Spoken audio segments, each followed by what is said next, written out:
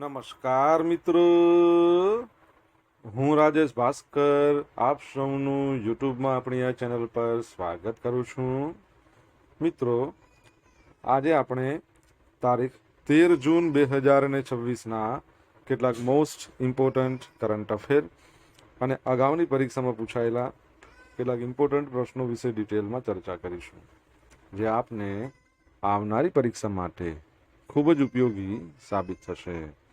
તો મિત્રો, આપ આ ચર્ચા સાથે જોડાઈ રહેજો અને વિડીયોને પહેલેથી લઈને છેલ્લે સુધી પૂરેપૂરો જોવાનો આગ્રહ રાખજો. તો ચલો મિત્રો, શરૂ કરીએ.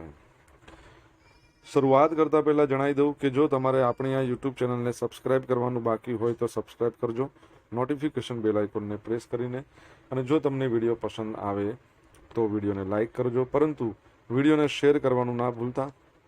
તમારા જેટલા પણ મિત્રો જેઓ કોમ્પિટિટિવ એક્ઝામની તૈયારી કરી રહ્યા છે એ બધા મિત્રો જોડે આ વિડીયોની લિંકને અત્યારે શેર કરી દો, તમે જે તે સોશિયલ મીડિયા એપ્લિકેશન વાપરતા હો. ચલો તો શરૂઆત કરીએ. સૌપ્રથમ જોઈશું અગાઉની પરીક્ષામાં પૂછાયેલા વિજ્ઞાનના પ્રશ્નો, જેના જવાબો તમારે મને કમેન્ટ બોક્સમાં લખીને જણાવવાના છે.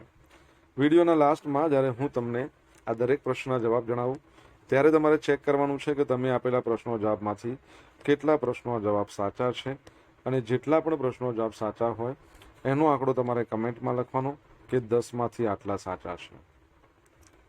ડેઇલી જીકે ટેસ્ટમાં આપણે રોજ 10 પ્રશ્નો પૂછે, તેમાંથી 5 પ્રશ્નો વિજ્ઞાનના હોય છે. બાકીના જે 5 પ્રશ્નો છે એ ગુજરાતની કલા, સંસ્કૃતિ અને વારસાના છે. તો તમે તમારા આન્સર આપો નીચે કમેન્ટ બોક્સમાં, અને હું આજના કરંટ અફેરનો પ્રથમ પ્રશ્ન છે એની શરૂઆત કરું છું. પ્રથમ પ્રશ્ન છે, આઈસીસી વિમેન્સ T20 વર્લ્ડ કપ 2026નું આયોજન કયા દેશમાં થઈ રહ્યું છે? તો જવાબ આવશે ઇંગ્લેન્ડમાં. કઈ જગ્યાએ? ઇંગ્લેન્ડમાં. ઇંગ્લેન્ડ અને વેલ્સ બંને દેશમાં છે. પરીક્ષામાં ખાલી ઇંગ્લેન્ડ લખ્યું હતું, ઇંગ્લેન્ડ લખશો, બાકી ઇંગ્લેન્ડ અને વેલ્સ બંનેમાં થઈ રહ્યું છે.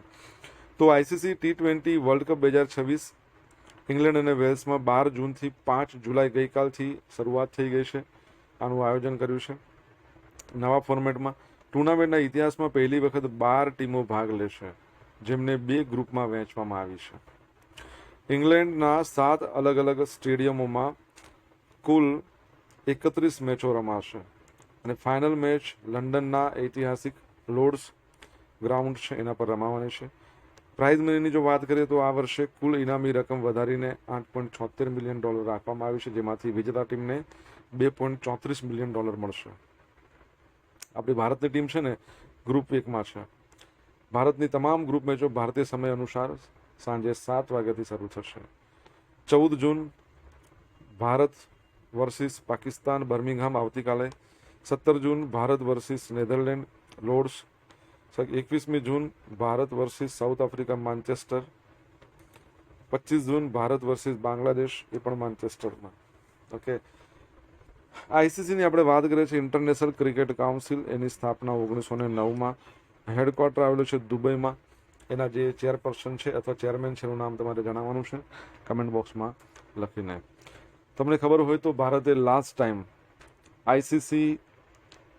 આઈસીસી ઓડીઆઈ વર્લ્ડ કપ જીત્યો, બરાબર છે. ભારતની મહિલા ટીમની હું વાત કરી રહ્યો છું, બરાબર છે. તો ભારતની મહિલા ટીમે આ વર્લ્ડ કપ જીત્યો છે. ખાસ યાદ રાખજો, પહેલી વખત જીત્યો છે. ઓકે. દર વર્ષે આંતરરાષ્ટ્રીય આલ્બિનિઝમ જાગૃતિ દિવસ ક્યારે મનાવવામાં આવે છે? તો આજનો દિવસ એટલે કે 13મી જૂન. તો દર વર્ષે 13મી જૂનના રોજ વિશ્વભરમાં આંતરરાષ્ટ્રીય આલ્બિનિઝમ જાગૃતિ દિવસ ઉજવવામાં આવે છે. આ દિવસનો મુખ્ય ઉદ્દેશ શું છે? તો આલ્બિનિઝમ એટલે શું છે કે રંજકહીનતા. તો આ ધરાવતા લોકોનું અધિકારોનું રક્ષણ કરવાનું અને એમની સાથે થતા જે ભેદભાવો છે એને અટકાવવાના છે. વારસાગત સ્થિતિ. આલ્બિનિઝમ કોઈ ચેપી રોગ નથી, એક બિનચેપી વારસાગત જેનેટિક સ્થિતિ છે. એમાં જે પણ વ્યક્તિ છે એમાં મેનોલિનનો અભાવ હોય. આ સ્થિતિમાં જન્મથી શરીરમાં મેનોલિન નામનો રંજક દ્રવ્ય છે એનો અભાવ હોય છે. આના કારણે વ્યક્તિની ત્વચા, વાળ, આંખોનો રંગ એકદમ સફેદ અને આછો હોય છે. અમને તકલીફ શું પડે ખબર છે? આરોગ્યના પડકારો. સૂર્યના અલ્ટ્રાવાયોલેટ કિરણો સામે સંવેદનશીલતાને કારણે આવી વ્યક્તિઓમાં ત્વચાનું કેન્સર, અને નબળી દ્રષ્ટિ પડવાનું જોખમ વધુ રહેશે. અને આફ્રિકા ખંડમાં તો ખાસ લોકોને શું લાગે કે બધા આફ્રિકા ખંડમાં મોસ્ટ ઓફ બ્લેક પીપલ છે, તો એ લોકો કંઈક અલગ અંધશ્રદ્ધા અને એના કારણે આવી વ્યક્તિઓનું રહેવું અને જીવવું બહુ મુશ્કેલ થઈ જાય છે.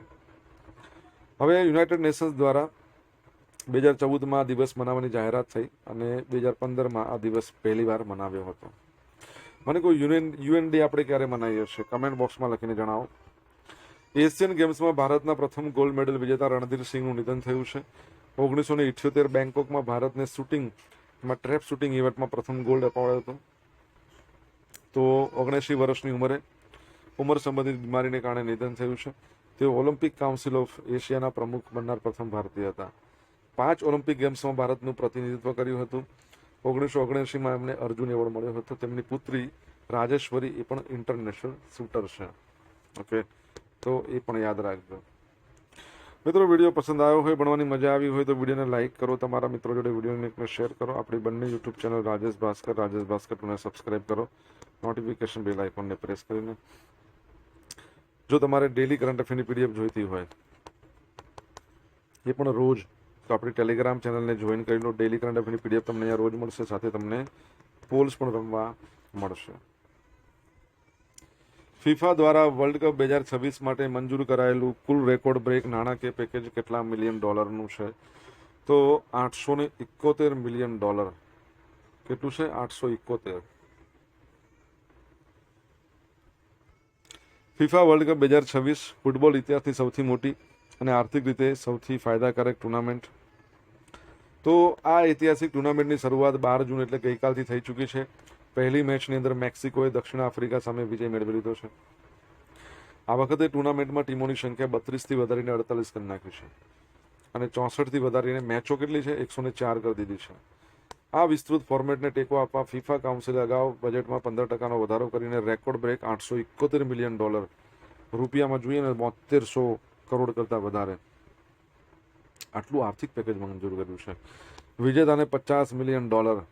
ટુર્નામેન્ટ જીતનાર ચેમ્પિયન ટીમને ફૂટબોલ ઇતિહાસનું સૌથી મોટું પ્રાઇઝ મની $50 મિલિયન, અંદાજે 415 કરતાં વધારે કરોડ રૂપિયા મળશે. રનરઅપને કેટલું મળશે? $33 મિલિયન મળશે. બરાબર છે.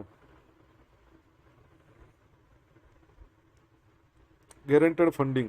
ટુર્નામેન્ટમાં ક્વોલિફાય થનારી દરેક ટીમને રમતના પ્રદર્શન સિવાય પણ ફિફા તરફથી $10 million qualification payment, $2.5 million preparational grant, એટલે કે દરેક દેશને ઓછામાં ઓછા $12.5 મિલિયન તો મળશે જ. Tournament stage prize money. Group સ્ટેજમાંથી બહાર નીકળનારી થનારી 16 ટીમોને $9 મિલિયન. રાઉન્ડ ઓફ 32માંથી બહાર થનારી ટીમને $11 મિલિયન અને ક્વાર્ટર ફાઇનલ સુધી પહોંચનારી ટીમોને $19 મિલિયન ચૂકવાશે. ક્લબ બેનિફિટ્સ પ્રોગ્રામની વાત કરીએ તો વર્લ્ડ કપ દરમિયાન ખેલાડીઓને મુક્ત કરવા બદલ ફૂટબોલ ક્લબોને વળતર આપવા માટે ફિફાએ શું કર્યું છે કે $355 મિલિયન ફાળવ્યા છે, જે ઇતિહાસમાં પ્રથમ વખત ક્વોલિફાઈંગ મેચો માટે પણ આપવામાં આવશે.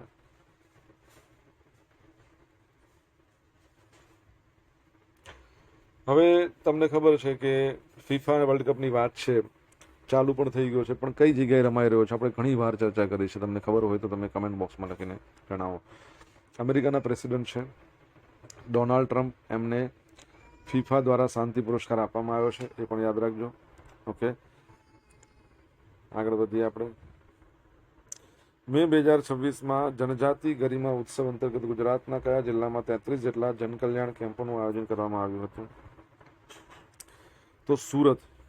કઈ જગ્યાએ? સુરત. તો દેશના છેવાડાના અને વંચિત આદિજાતિ સમુદાયો સુધી સરકારી યોજના પહોંચાડવાના ઉદ્દેશથી શરૂ કરાયેલ પીએમ જનમન પ્રધાનમંત્રી જનજાતિ આદિવાસી ન્યાય મહા અભિયાન, આ અંતર્ગત સુરત જિલ્લામાં મોટી સફળતા મળી છે.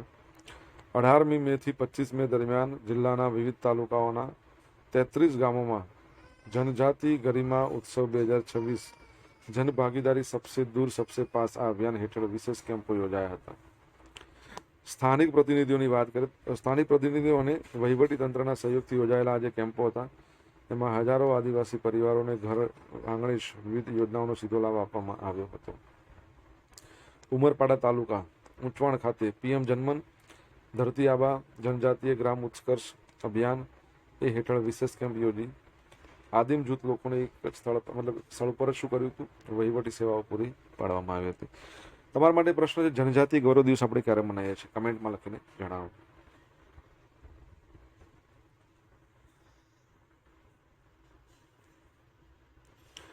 આંતરરાષ્ટ્રીય શ્રમ પરિષદ શોભા કરંદલાજ એમણે જીનીવામાં ભારતનું પ્રતિનિધિત્વ કર્યું. પરીક્ષાની દ્રષ્ટિએ અગત્યનો પ્રશ્ન છે, આમનું નામ પૂછાઈ શકે છે. તો કેન્દ્રીય શ્રમ અને રોજગાર રાજ્યમંત્રી છે શોભા કરંદલાજ. એમણે 9મી જૂનના રોજ જે સ્વિટ્ઝરલેન્ડનું જીનીવા છે ત્યાં આયોજિત 114મી આંતરરાષ્ટ્રીય શ્રમ પરિષદના ભારતીય પ્રતિનિધિ મંડળનું નેતૃત્વ કર્યું હતું. વૈશ્વિક મંચ આંતરરાષ્ટ્રીય શ્રમ પરિષદને વિશ્વની શ્રમ સંસદ કહેવાય છે, જે વિશ્વભરના શ્રમ ધોરણો અને અધિકારો નક્કી કરે છે. ડિજિટલ સફળતા ભારતે શ્રમિકોની નોંધણી અને રોજગાર સેવાઓ એના માટે બનાવેલા પોતાના સફળ ડિજિટલ પ્લેટફોર્મ વિશ્વ સમક્ષ રજૂ કર્યા હતા. અને પાડોશી દેશો સાથે ભાગીદારી ભારત, તમને ખબર છે કે નેબરહુડ ફર્સ્ટ નીતિ છે ભારતની, એ હેઠળ નેપાળ સાથે કૌશલ્ય વિકાસ અને મોરિશિયસને ડિજિટલ પબ્લિક ઇન્ફ્રાસ્ટ્રક્ચર બનાવવા મદદ કરવાની ખાતરી આપી હતી. વૈશ્વિક તથ્યોની વાત કરીએ તો ભારતીય યુવાનો અને કુશળ શ્રમિકો માટે વિદેશમાં નોકરીની તકો વધારવા માટે ફ્રાન્સ, યુકે, યુએસએ, કેનેડા જેવા દેશો સાથે બેઠકો યોજાઈ હતી. અહીંથી મને યાદ આવે ઇન્ટરનેશનલ લેબર ઓર્ગેનાઇઝેશન 1909માં એની સ્થાપના થઈ. બરાબર. જીનીવા સ્વિટ્ઝરલેન્ડમાં હેડક્વાર્ટર છે. ગિલ્બર્ટ હોઇંગબોયના પ્રેસિડેન્ટ છે. તમને ખબર છે મજૂર દિવસ આપણે મનાવીએ, શ્રમ પરથી યાદ આવ્યું. જો કેન્દ્રીય શ્રમ અને રોજગાર મંત્રી કોણ છે? ડૉક્ટર મનસુખ માંડવિયા. આંતરરાષ્ટ્રીય મજૂર દિવસ ક્યારે મનાવવામાં આવે છે? કમેન્ટમાં લખીને જણાવો તમને આન્સર આવડતો હોય તો.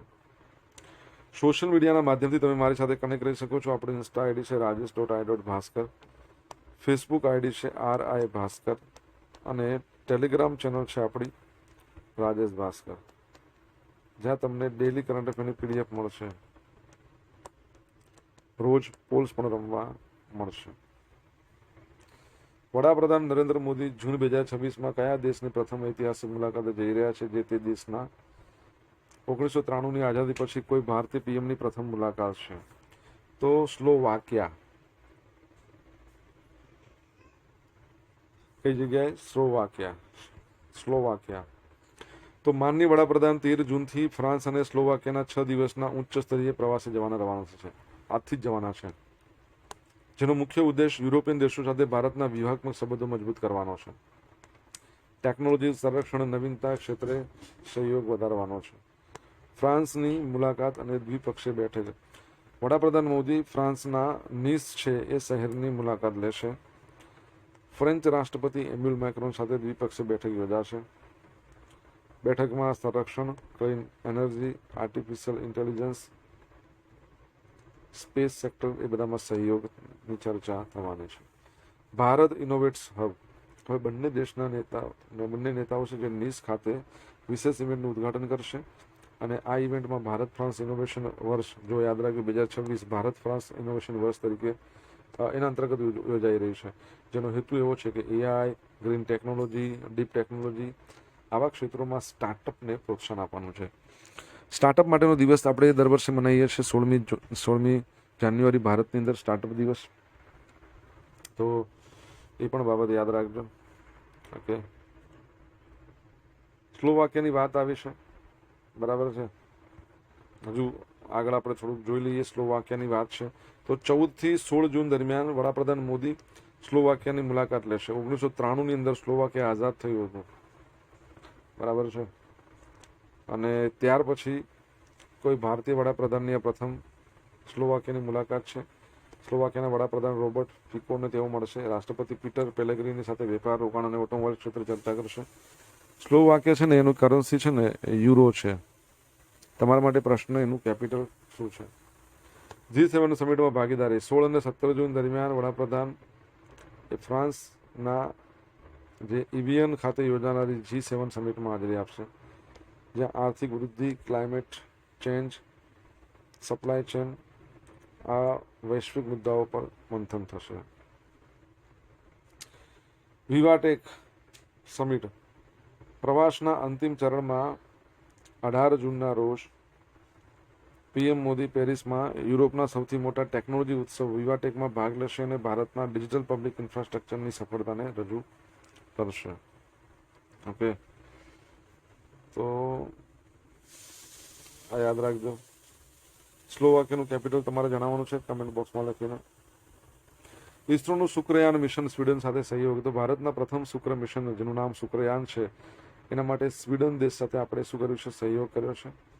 ઓકે, આ મિશનનો પ્રારંભિક ડિઝાઇન રિવ્યુ એપ્રિલ 2026માં પૂરો થઈ ગયો હતો. બજેટ અને રોકેટ મિશન માટે 1236 કરોડ મંજૂર કર્યા છે. તેને ભારતના શક્તિશાળી રોકેટ લોન્ચ વ્હીકલ માર્ક 2 એનાથી લોન્ચ કરવામાં આવશે. સ્વીડનનો શું ફાળો છે? Swedish institute of space physics એને આ મિશન માટે એક વેનુશિયલ ન્યુટ્રલ એનાલાઇઝર આવું સાધન બનાવશે. શુક્રના વાતાવરણ એના પર સૂર્યના કિરણોની અસરનો પણ એ શું કરશે? અભ્યાસ કરશે.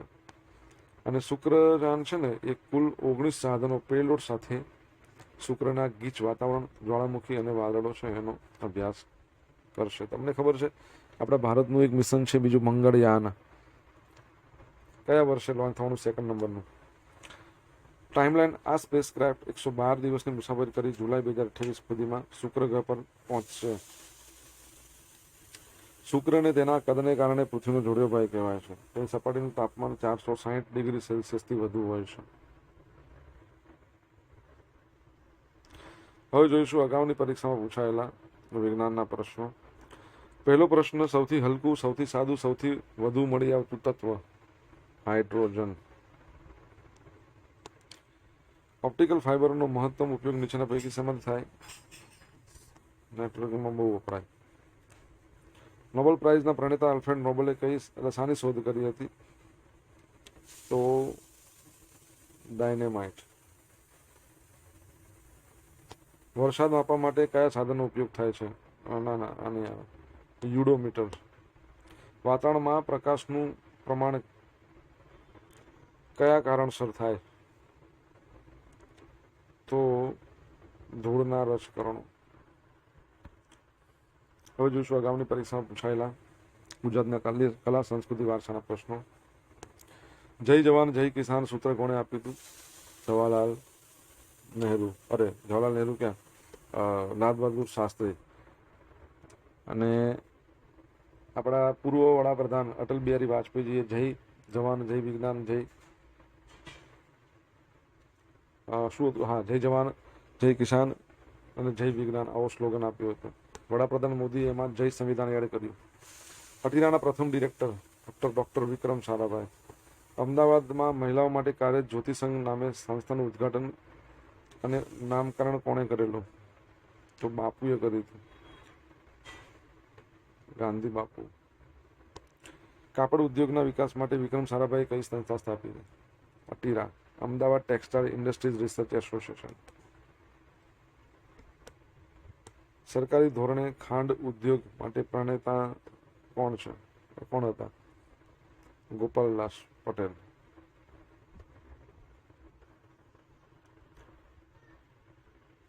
હવે જોઈશું ગઈકાલે પૂછેલા પ્રશ્નો. જવાબ. પહેલો પ્રશ્ન, 10મી જૂનના રોજ વડાપ્રધાન નરેન્દ્ર મોદીએ સતત કેટલા દિવસ પર પદ પર રહીને જવાહરલાલ નહેરુનો રેકોર્ડ તોડ્યો છે? જવાબ આવડે તો કમેન્ટમાં લખજો. ફ્રેન્ચ ઓપન 2026નો પુરુષ સિંગલ્સનો ખિતાબ જીતનારી એલેક્ઝાન્ડર રૂવરોવ કયા દેશનો ટેનિસ ખેલાડી છે?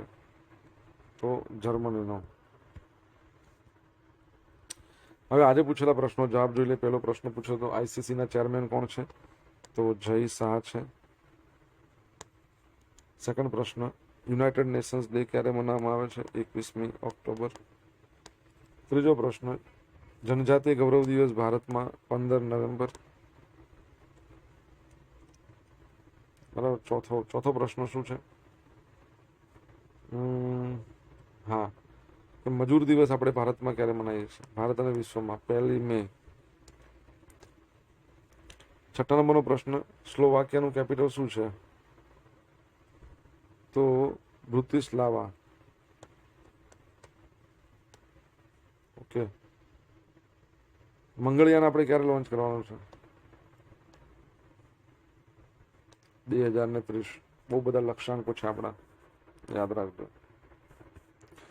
હવે જોઈશું ગઈકાલના કરંટ અફેરમાંથી પૂછેલા કેટલાક ઇમ્પોર્ટન્ટ પ્રશ્નો જેના જવાબો તમારે કમેન્ટમાં લખવાના. પહેલો પ્રશ્ન 2036માં કયા દેશમાં મ્યુનિસિપલ કોર્પોરેશન દ્વારા સ્ટ્રીટ ફૂડની સ્વચ્છતા માટે QR કોડની સિસ્ટમની શરૂઆત કરી?